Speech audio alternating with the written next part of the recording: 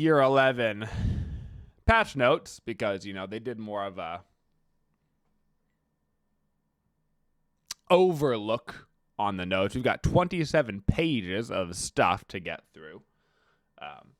So hopefully this will carry us through mostly to the showcase match, which starts in 2 hours. We got the showcase match in 2 hours, and then the most important part is in the 3rd hour, we will have the Smite 2 Dev Insight, which is what I'm really looking forward to today. And then I'll go ahead and host the Smite game channel for you guys. I won't be able to stick around for the games today because I got to get a bunch of stuff done before I leave tomorrow. So got to get a bunch of stuff done. Also, yes, those games were crazy yesterday. Shout outs to the Jade Dragons comeback. You know what I'm saying? That's nuts. That's nuts. Those were 2 very, very good teams, and either of them could have won Worlds. So, but yeah, that's nuts. That is nutty, for sure. All right.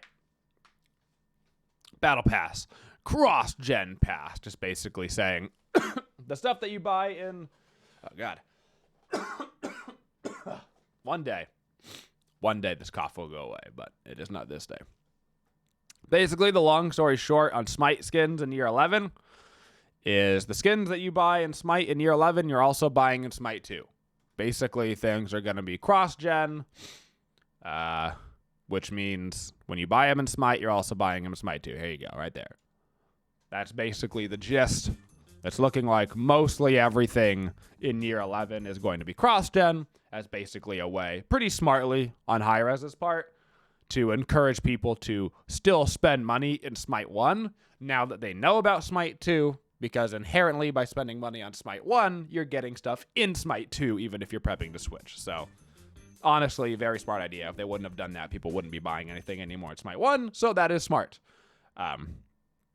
And theoretically, yes, what's up, Chocolate? Thank you, Fred. And theoretically, every gem that you buy in Smite, you're still going to get as a legacy gem as well in Smite 2. So you're going to get the skin in both games, plus you're going to get the 50% off legacy gems in Smite 2. So it's kind of a double down deal on that front. So pretty cool. They've got the Divine Legacy event. So if I recall correctly, this is like a 2-pronged thing. This is like... I think that there's a free portion of this, and then there's a buying portion of this, I think. I'm not actually crazy familiar with this. The Divine Legacy is a new event. Rewards your progress and achievements over the years. You earn points for progress in each year, and your points are tallied together. Yep. You get rewards for Smite 1 and Smite 2. Cross-gen. Yep. All right. Immortal Honor event. Welcome to the Immortal Honor event, where 2 new cross-gen skins are released every patch. Yep, that's the one where you can buy the whole thing all at once. Does it say how expensive it's going to be? Cross-gen, okay, it doesn't say how expensive. This is going to be expensive. I don't know how expensive, but the answer is real expensive.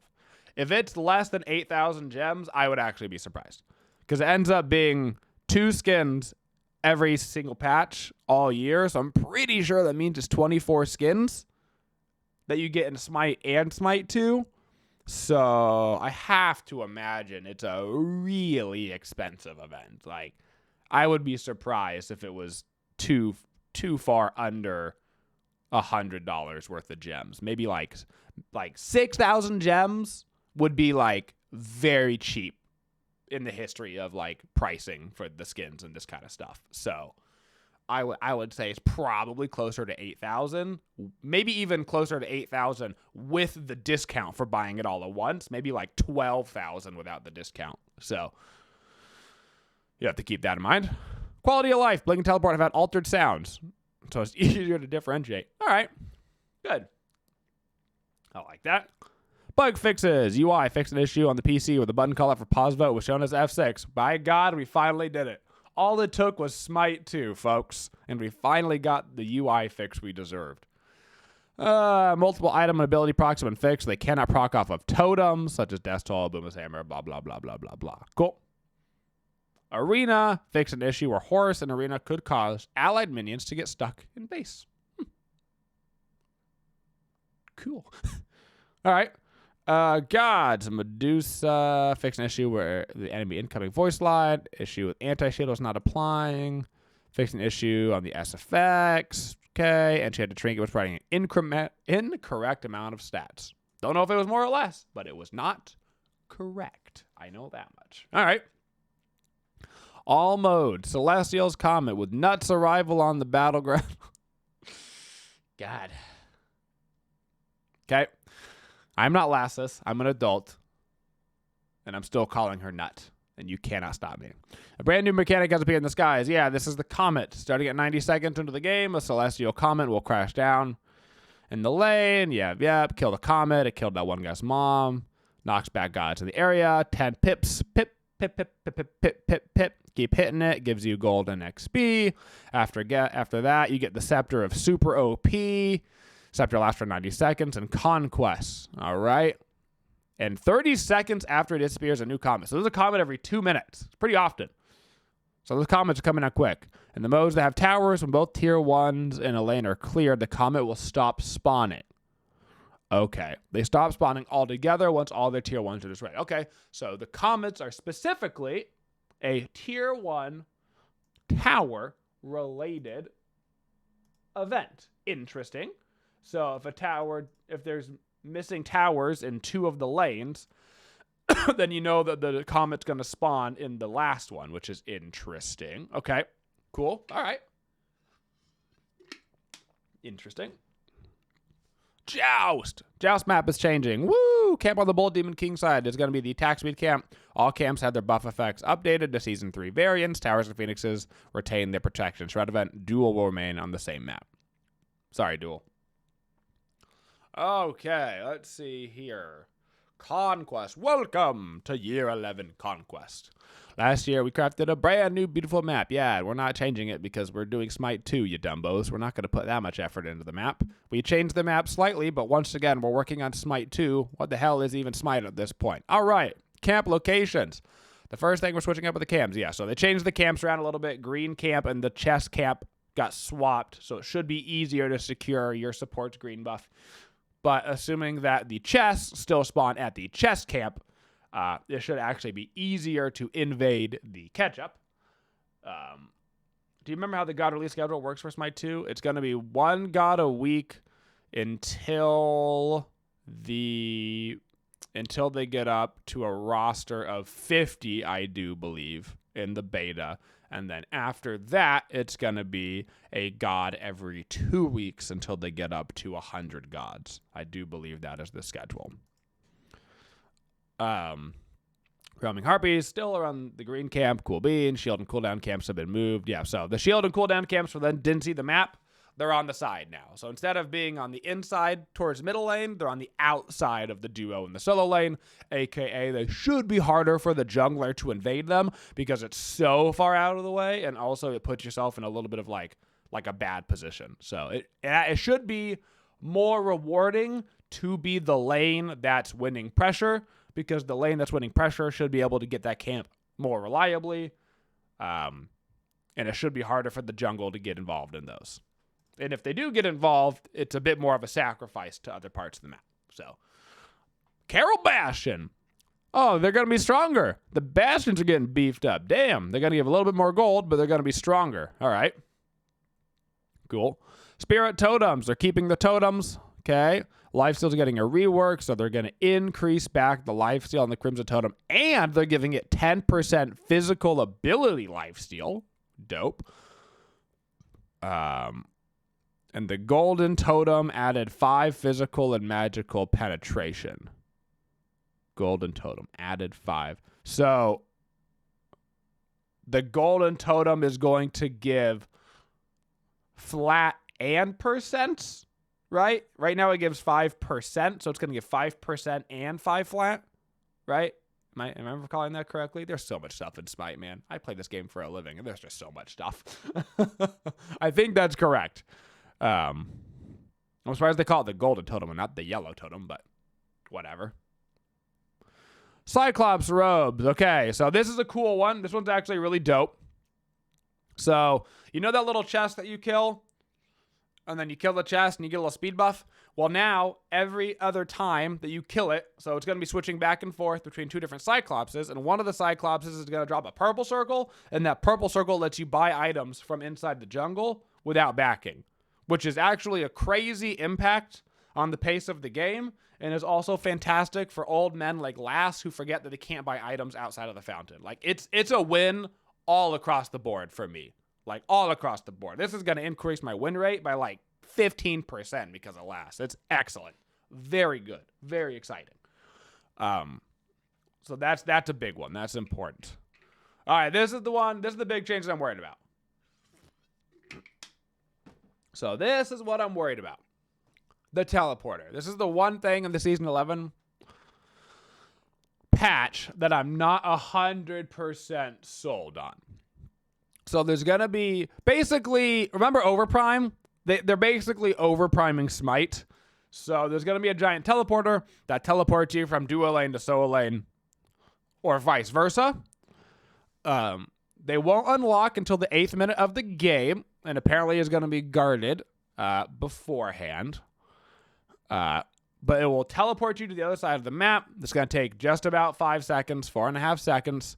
You'll be revealed as you're teleporting, so people will know that you're coming, but it's going to have a massive impact on, like, split pushing, solo ganking duo as they're pushing up, duo ganking solo as they're pushing up, hell, a jungler ganking duo lane and then quickly teleporting over to solo lane. Large impact on the game, rotating to the gold theory, to the fire giant, like, huge impacts. And if you teleport, you can't teleport again for 2 minutes. After the teleporter is used, the pad will slowly reset over 5 seconds, but anybody is able to step on it to resume the teleport warm-up from where it was, meaning you can follow enemies or allies quickly after they teleport. So basically, if somebody teleports, you can follow them apparently exactly 4.5 seconds later. So you can be right going for them, which is at least nice. But that means that teleporting can happen often. It can be like teleport, because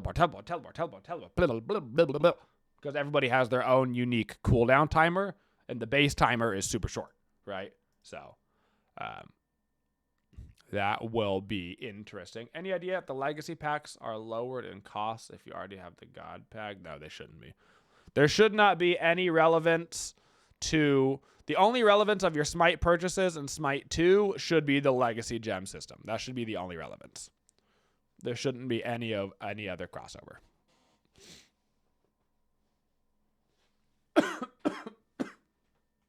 But, well, and then of course the cross-gen skins. So, also the cross-gen skins. But essentially, buying a cross-gen skin is buying a Smite 2 skin. You know what I'm saying? You're essentially just buying two. It's a Costco 2-for-1 is what you're doing. But no, other than the legacy gems, your previous purchases should not affect anything in Smite 2. Okay, this is a great change. I'm really excited for this one. The Titans are no longer fighting. The Titans no longer are leaving the base. We don't have to deal with how annoying that is. Very exciting. Very nice. Pumped about that one. They're going to stay at home, which is dope. You'll love to see it. And they're replacing it with a really cool system, which is now when you activate the beacon, it's going to do damage to towers. Every tower that your enemy has. So the first capture does 500, then it does 650, then it does 800, and then it will continue to do 800. This can kill towers, but it cannot kill phoenixes.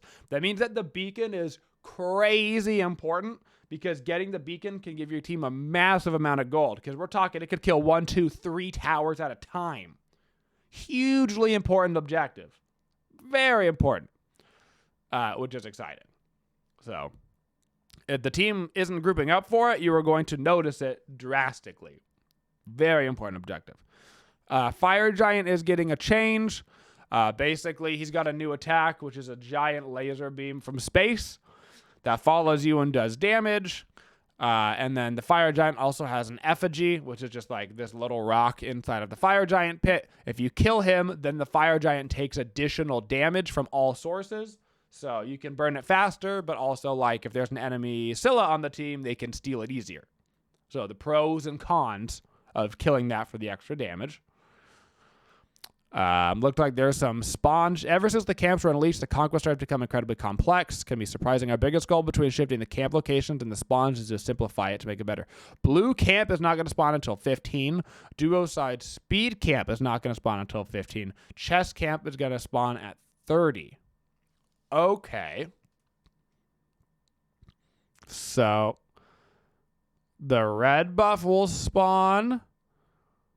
The green buff will spawn. The purple buff in one speed camp.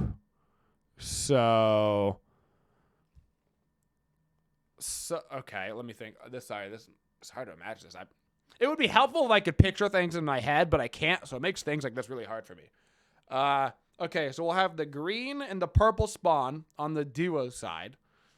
So duo will do green to purple. And then jungler will start at speed and do speed in red with the mid. But blue doesn't spawn until 15. So what the hell does the solo laner do? Is the solo laner going to try to triple split? Or do they just suck it? I guess they can stand and dance? Yeah, I guess there's they can do the XP camp. Solo does the XP camp by themselves, maybe. So duo side seems easy. Duo just seems like you do green and purple and you get your buff for each person. Seems easy. Solo lane side is the complicated one. Presumably, it's going to be speed in red together with mid and jungler, and then the solo does their own thing off in La La Land. And then after that, the jungler goes to... Is 15 seconds when the wave meets? Or is that before? It'll be interesting to see if there's enough time to then go to your speed buff and do that and then go to lane, or if you go straight to lane and then back to your camp. We'll have to see how that goes. But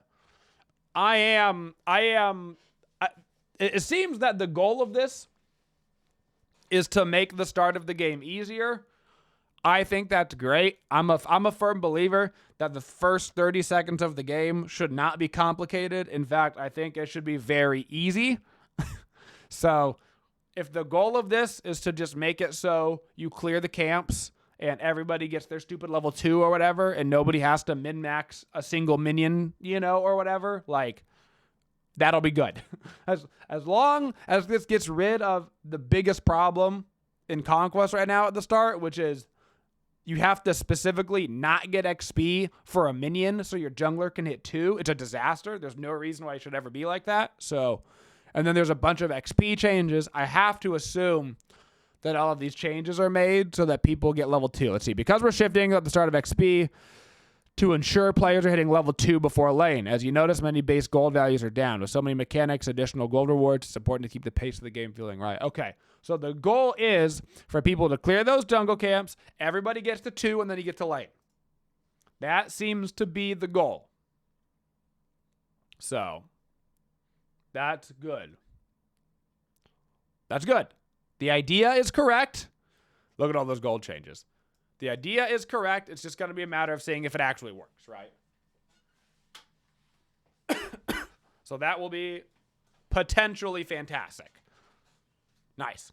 All 3 ranked modes are going to hard reset. We are planning to do a soft reset every other patch for all of year 11, starting in 11.3. Okay?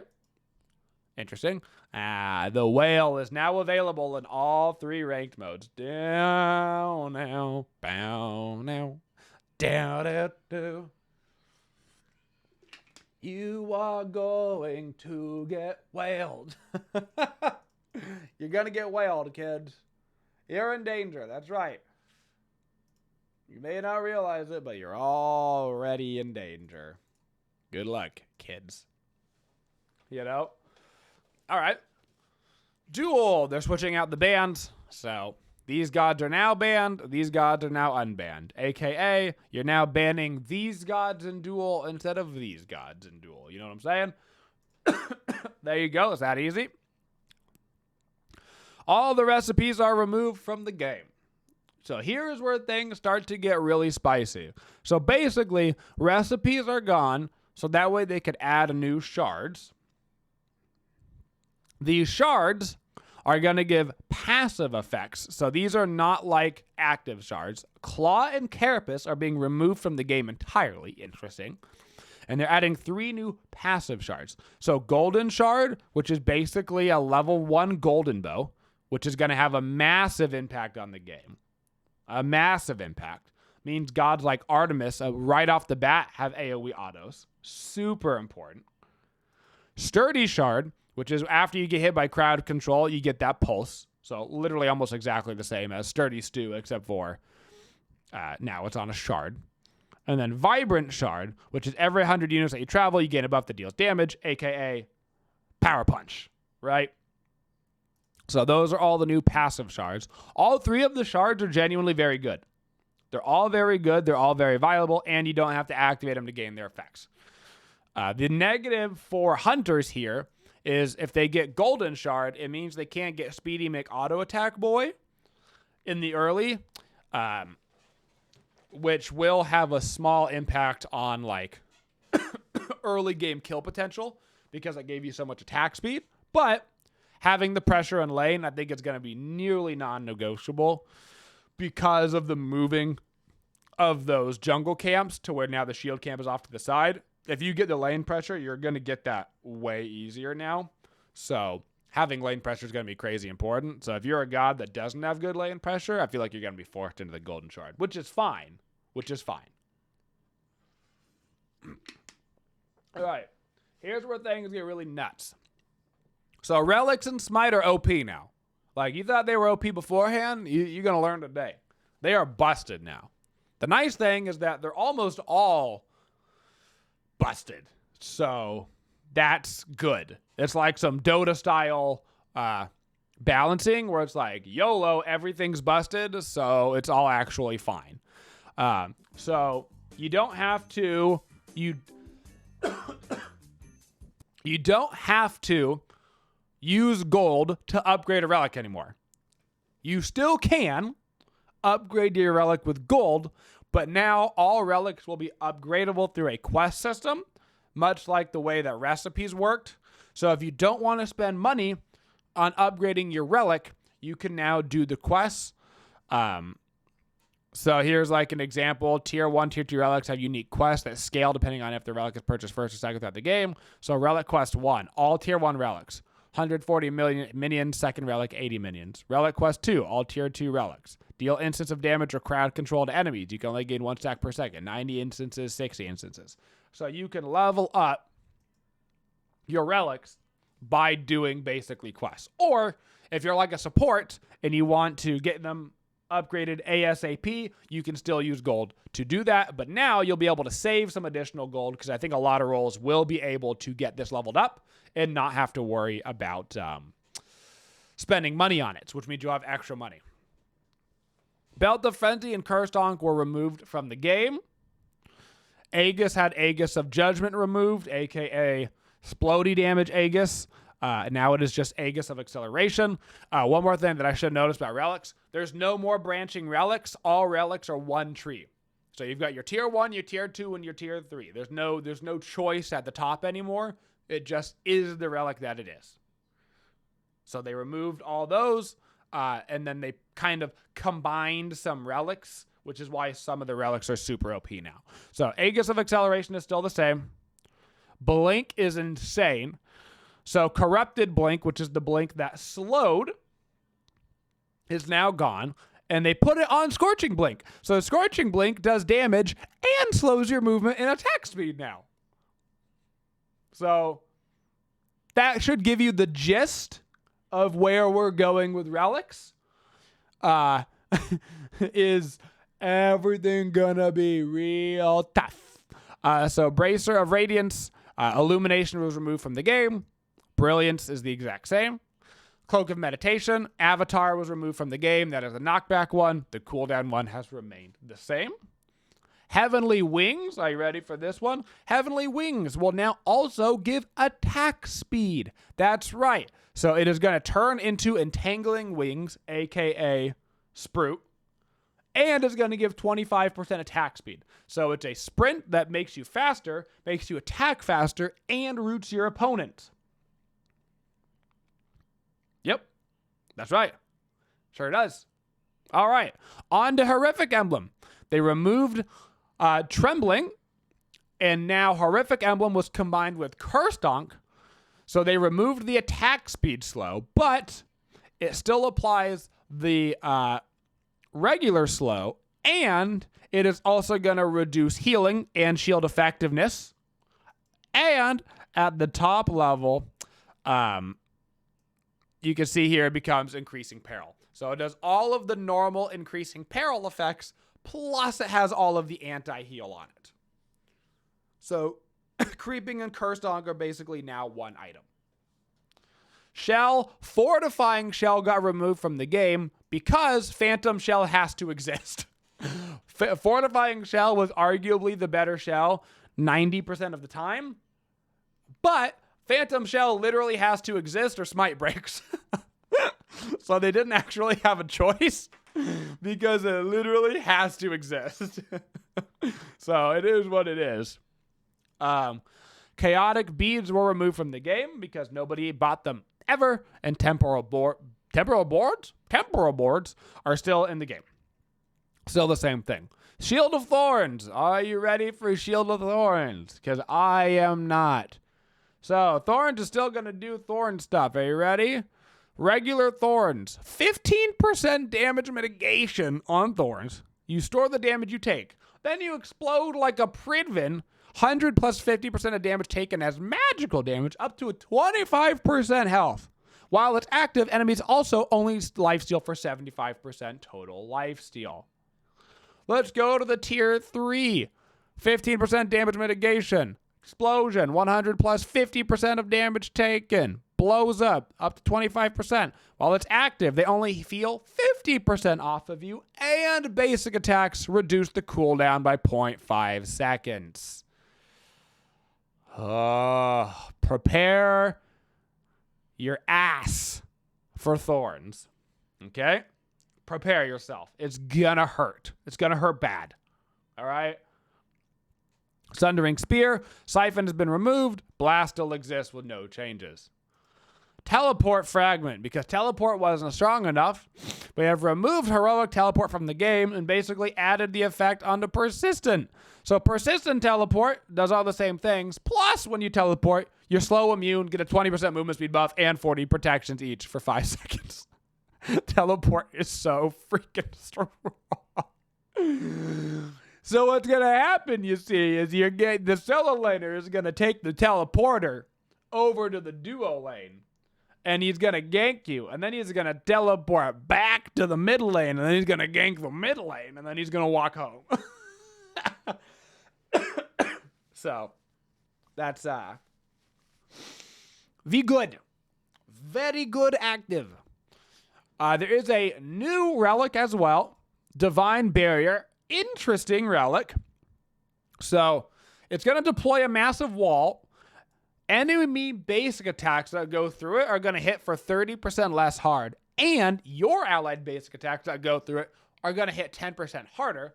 And additionally, any enemy that passes through is going to be slowed by 30% for 3 seconds.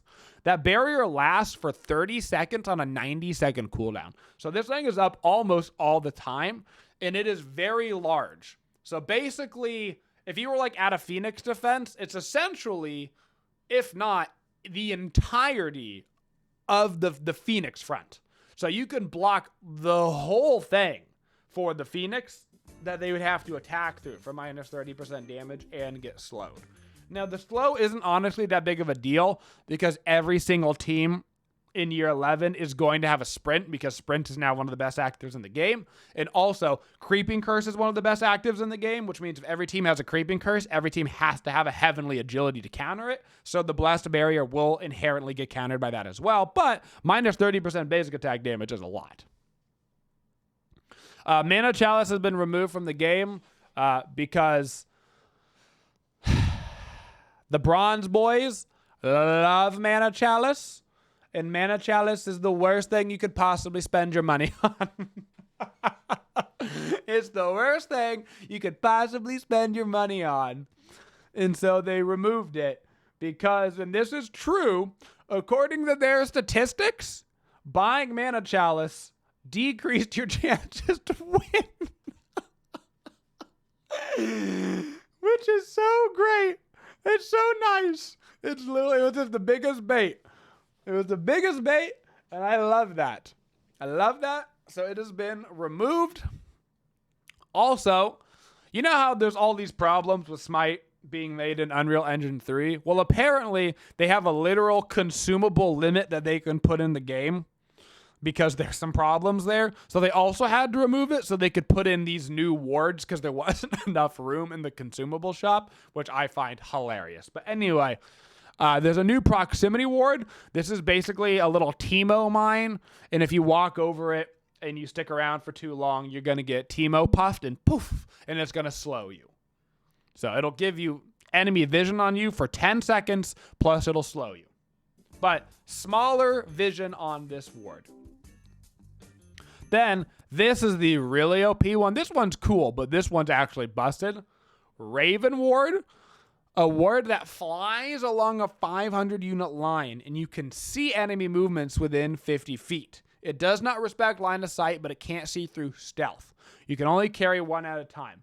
This thing goes approximately halfway across the map. Approximately halfway across the map. That is insane value, and if you're not buying this at the end of the game, you're trolling. The amount of vision that it's going to give for late game team fights is like everybody needs to be buying a Sentry Ward plus a Raven Ward. Like it's nuts. It's not going to be, it's mandatory. There's no way that much vision isn't mandatory. Really cool lifesteal rework coming to the game. Basically, remember how they reworked healing in Smite? And so healing out of combat got way worse, but the in-combat healing didn't necessarily get that much worse. That's basically the lifesteal. Lifesteal is getting a massive nerf against PvE, but it's going to be better in PvP. So there's going to be more lifesteal on things in order for you to lifesteal more in PvP situations in combat to open up more lifesteal builds, but you're going to be healing way less out of combat. Gooby should not walk to a green buff and then full heal out of combat and come right back to kill you. Additionally, now this is important, the lifesteal caps were raised. So up to 80% for physical gods and 70% for magical gods. This means that potentially full lifesteal builds are going to be way more viable. Way more viable. Also, gods like Anubis and Hades, who really benefit from that lifesteal, should be way more viable. It also means that buying anti-heal is way more important. Everybody is going to have to buy anti-heal in year 11. And yes, I also mean the hunters, because hunters now have an amazing anti-heal item, which we'll get to in a minute. So, you know. There's also a new item being added to the game, Crimson Claws. This is going to upgrade from the Bound Gauntlet. 50 physical power, 20% attack speed, 15% lifesteal, and your lifesteal will overcap into a 15% HP shield. Crazy strong.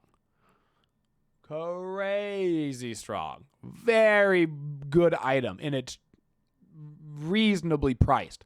$25.50. $25.50.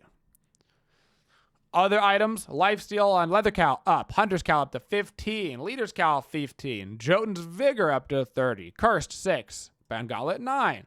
What are the other big ones? Evolved Soul Eater goes up to 15% on ability lifesteal. Evolved Devo Gloves goes up to 22.5. 22.5 on Aussie. Serrated Edge gets an extra 3% per stack plus an extra 5%.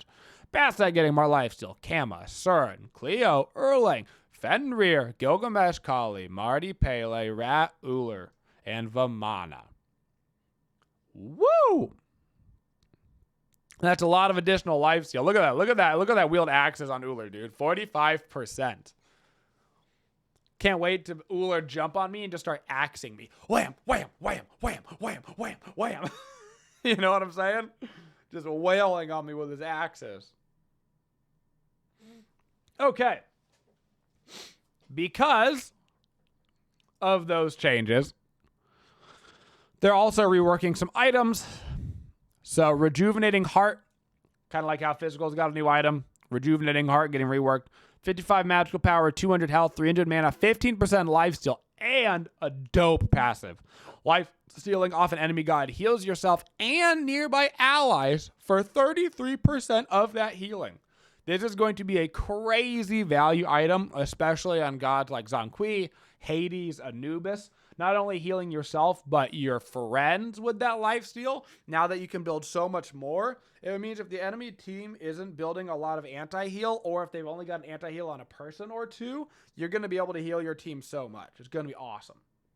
It's going to be hilarious. And then, of course, the magical items have to get their lifesteal increase as well. So heals are the increases for those. Big ones, Bancroft's Talon, 15% plus an additional 15% potentially, which is a big deal. Typhon's Fang is going up to 15% as well, but it's also getting a little bit of a magical power decrease because you can have so much more lifesteal. It means that you've got the conversion of that lifesteal to power, so it's a huge buff for Typhon's Fang. Huge buff. And then, of course, they have the lifesteal items, and then Freya's got built-in magical lifesteal, so she's going to get a little bit more. Anubis is not included in the list because his passive grants healing from lifesteal, which will adjust accordingly without needing to value changes. So massive lifesteal changes coming to Smite, overarching. Very smart, and it should make the game better, honestly. Like, full healing outside of combat off of a camp is not exciting. Full healing because you outplay somebody in PvP, very exciting. You know, they didn't buy anti-heal, sucks to suck. You should have bought Pestilent. The item is busted. You know, like it's not hard to buy anti-heal, so this will be very rewarding to people that actually like. Okay, it'll be very rewarding to people that actually build anti-heal or build lifesteal. You know, another giant overarching system change coming in year 11 is going to be how stacking items work. So basically, one, stacking items are now unbanned in Assault. But two, dealing damage to enemy gods is going to grant double the contribution towards stacks, which means that stacking items now actually stack faster PvPing than they do PvEing, theoretically. So they're reworking the things that you need to do in order to stack. So Devo Gloves, you gain stacks by dealing damage to gods or minions, but you get extra stacks for hitting gods. You see what I'm saying? Transcendence, gain stacks by dealing damage to gods or minions. Book of Thoth, deal damage to gods or minions. So you're going to get a lot more stacks based off of PvPing, which means buying a stacking item early isn't a PvE death sentence for the next 10 minutes. In fact, you should actually be PvPing in order to stack, which is sick. So not all items are going to work like that, but specifically you can see any last hit kill stacking item is specifically what was reworked. So Devos, Transcendence, Book of Thoth, Warlock Staff. All of those will be different now. Also, Warlock Staff got a massive buff, by the way. So you're going to get 300 health for getting it fully stacked. So actual value on stacking that item. Void Shield is back in the game. Almost exactly as you remember it. Just no power on these items because those types of hybrid items don't exist anymore. So Void Shield is back. Void Ring is also back. And then Blackthorn Hammer is also back. Very similar to the way they were before, except for the fact that the Voids don't have power on them. But same aura. You can buy both of them now, right? Because they don't have a magical physical power on them. You can buy both of these on the same character if you want to. Blackthorn Hammer coming back. Power, health, mana, same passive that it used to have. So all of these are coming back into the game. Here's another massive overarching change coming in year 11. a lot of these changes, man. I think this is the last really big one coming. Glyphs are getting changed. You can buy as many glyphs as you want. So instead of only being able to buy one glyph, you are going to be able to buy as many as you feasibly want to buy.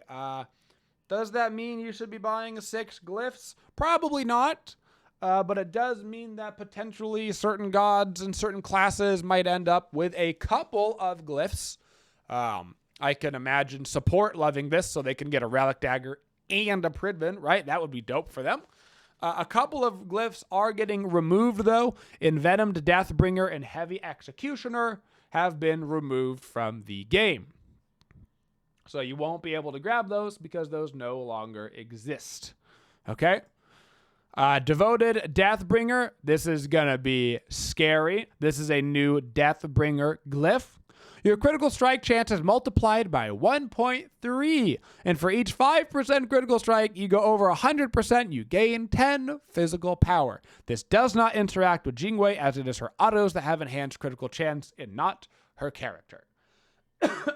But it does work on Circuits. So that's very scary. That is very scary. So you're going to be getting that glyph on every single rate on Hunter, because crit didn't get nerfed, and crit is amazing. So you were going to go ahead and buy that every game. Also, Envenomed Executioner. So Executioner, anti-heals now. So now Hunters have a not just viable, but super crazy strong anti-heal option in their kit. I imagine both of these items and both of these glyphs are going to end up in just about every Hunter build. I can't think of a reason why you wouldn't want Envenomed Executioner and Devoted Deathbringer in every single Hunter build. Crazy strong, tons of damage, tons of pen, tons of power, tons of... It's fantastic. So, congrats. You've got 2 mandatory items to build. You don't got to worry about it. Mannequin Scepter is getting a little change. They're removing the protections on it and giving it attack speed. And then they're doing basically that just for the rest of the items. With Eye of the Jungle, they're removing the attack speed and giving it protections. And they're also giving it magical protections. Kind of a nerf for Eye of the Jungle. To be fair, Protector of the Jungle was like the best jungle starter for like ever. But they're removing the attack speed on Protector of the Jungle, which is nice.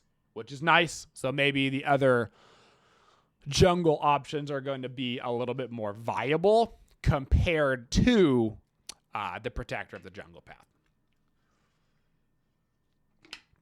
Spartan Flag is losing its power, but getting 35 of both protections and increasing the passive attack speed. Honestly, very interesting. War Flag is the meta right now for supports. If you've been paying attention to SPL, it is the default favorite for all supports, basically. Very strong. It's like the default one that you go to, and then certain characters you can grab something else on. Very strong item. Crazy helpful in the laning phase. It will continue to be crazy helpful moving into year 11, especially because lane pressure is going to be more important, which means War Flag becomes even more important. Dawnbringer, increase physical power and decrease the health. So power to health ratio.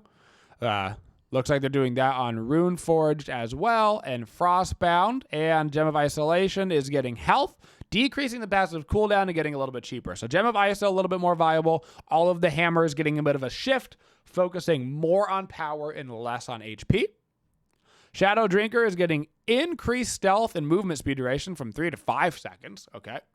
Mystical Mail, more protections. Increased damage per level from 1 to 1.5. Interesting. So instead of being an additional 20 damage per tick, it's going to be an additional 30 damage per tick on the base. Mystical Mail may be coming back somewhere. Anytime you add more damage to Mystical Mail, it becomes that much more viable. So we will see. Interesting. Shogun's Kusari. They're taking cooldown off of items. So this is the cooldown removal section. No more cooldown on Shoguns, Transcendence, Pythags, or Potion of Power, but they're getting shifts. Shoguns is going to have attack speed on the actual item now. Transcendence is getting 10 physical pen, which is honestly probably a better trade.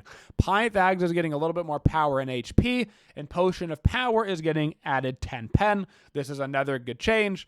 Basically, at the end of the game, Potion of Power for a lot of people was either their final 10% cooldown or they were overcapping, especially with like the masks and stuff. But it's really hard to overcap on flat pen unless you're a few characters that have a crazy amount built in. I like that change as a late game money sink.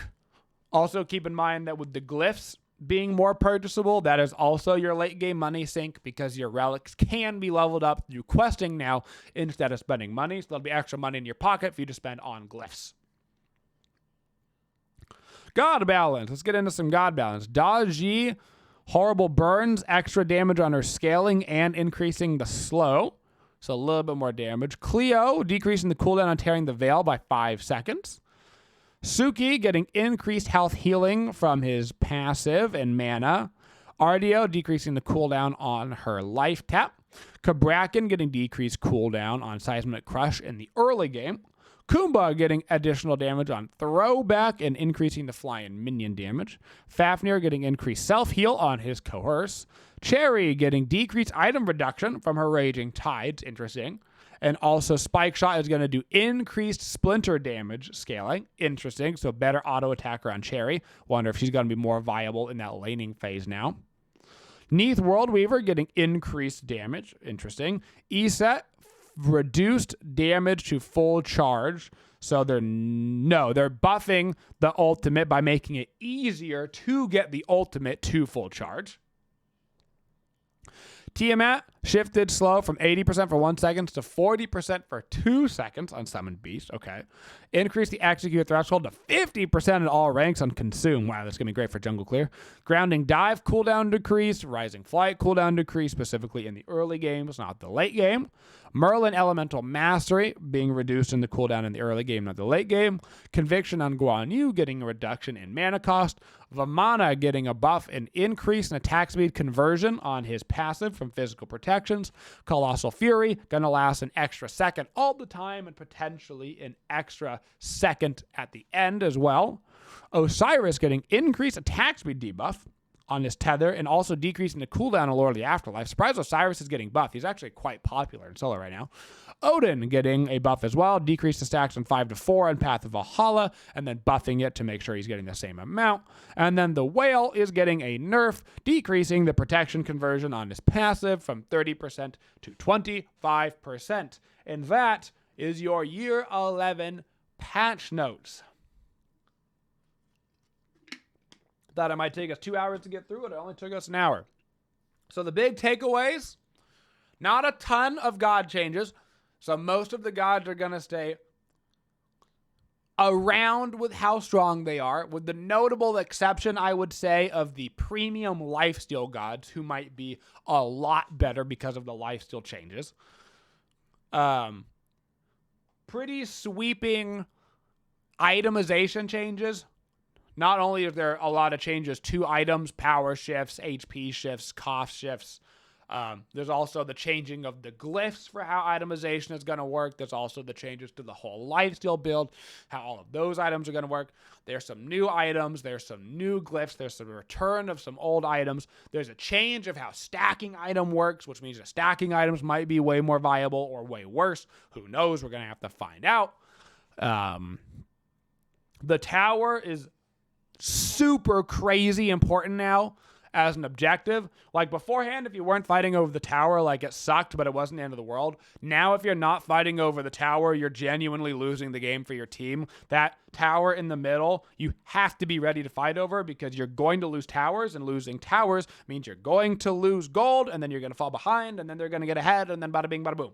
So you need to be fighting over the beacon or you're going to be in trouble.